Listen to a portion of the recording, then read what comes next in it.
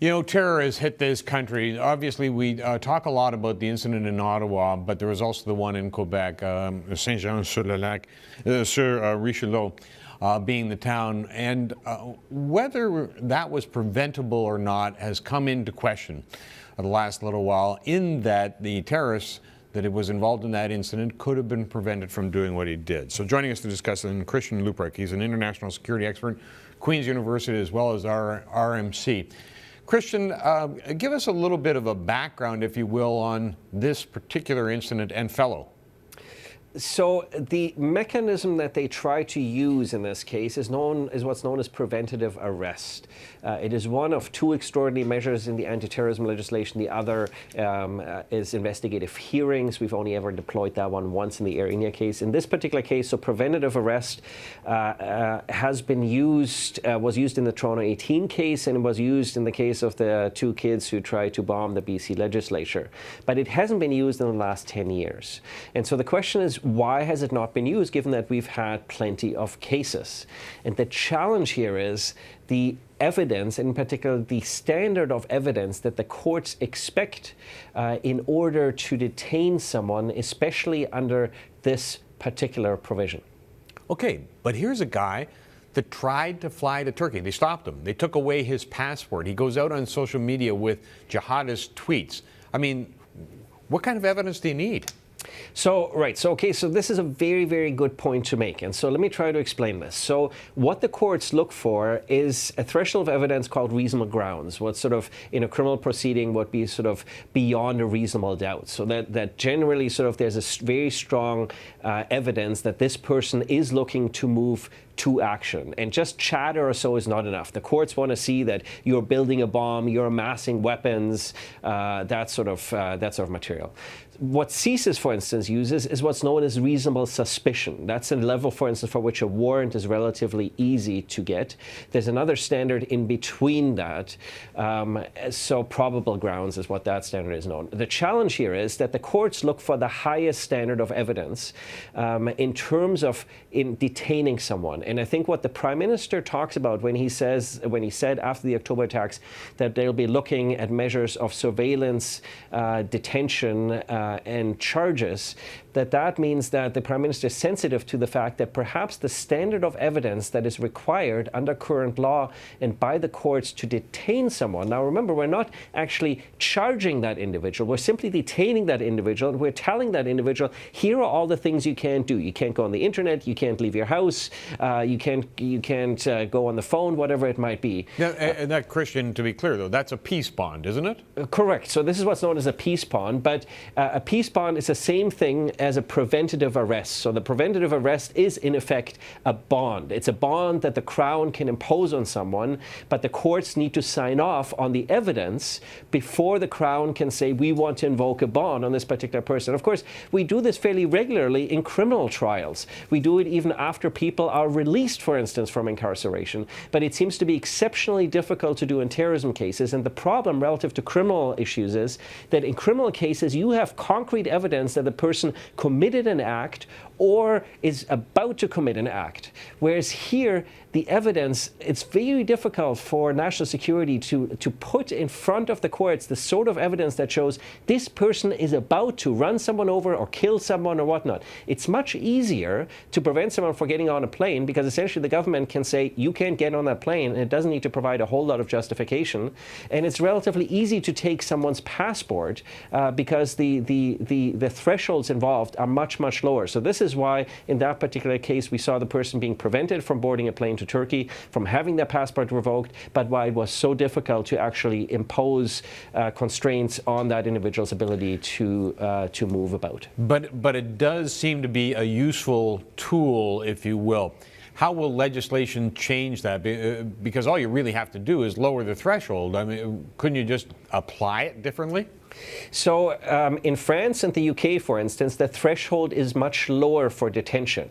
And so simply, for instance, for running around and saying that we should kill people in the name of Allah, that, for instance, allows you to be, or in the name of whatever God, allows you to be detained. And so there is evidence among allied countries that have provided lower thresholds of evidence for this type of detention and preventative arrest, so in effect a peace bond.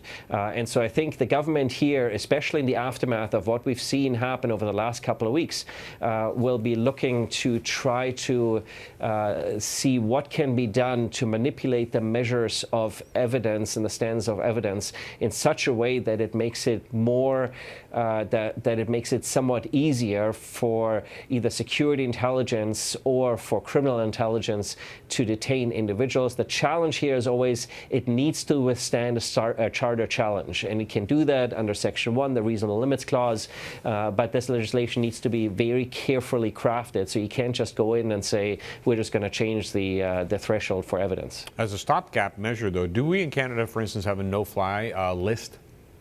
Sure, Canada has a no-fly list, and I think Canada will be, especially after sort of the events of the last couple of weeks, will be looking at that even more carefully. Our no-fly list is different from the Americans because we base it on our own intelligence as well as intelligence collaboration with our allies, so we do have a list that, in addition to the people who might be on a watch list, there's about 90 Canadians who are thought to be on a watch list for being at risk of traveling outside of the country.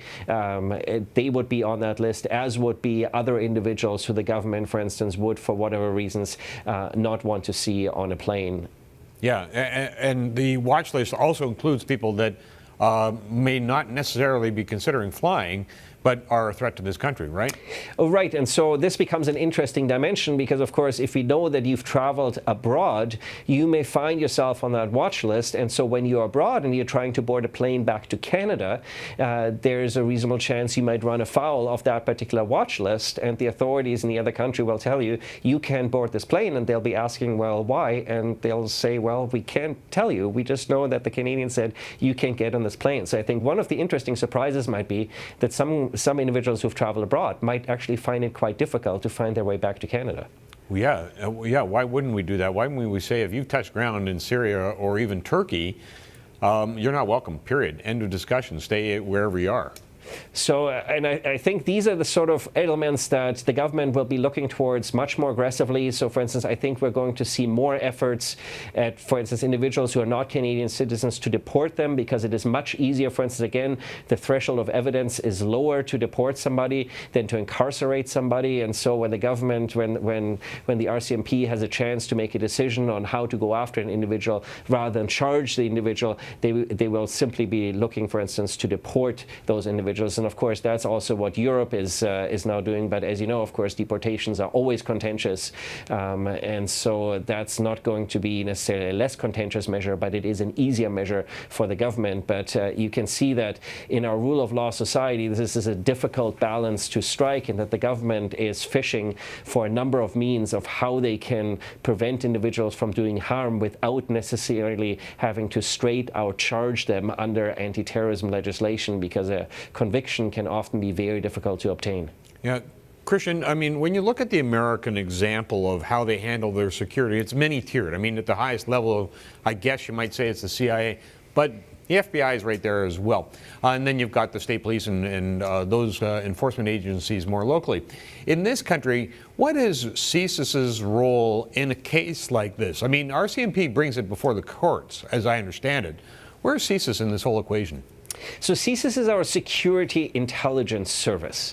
And so CSIS has a, as I explained, so on reasonable suspicion, a much lower threshold of evidence, for instance, to do surveillance on someone, to get warrants or wiretaps on an individual. But because the threshold of evidence is lower, it means much of that intelligence that is gathered cannot be introduced in a criminal court proceeding in Canada.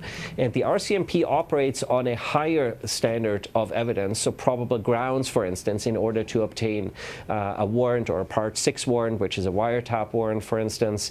And so as a result, it is only the RCMP that can, by and large, introduce its evidence in a criminal proceeding. However, there's now a best practice for the RCMP and CSIS to cooperate, and some CSIS evidence can now be introduced into a court of law. So it's taken a bit of time to work this out, but I think the RCMP and CSIS have a very good working relationship. But as you rightly point out, security intelligence, criminal intelligence are two different matters.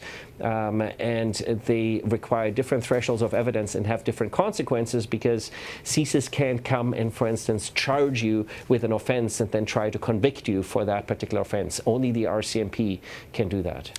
Christian, very excellent explanation. Thank you.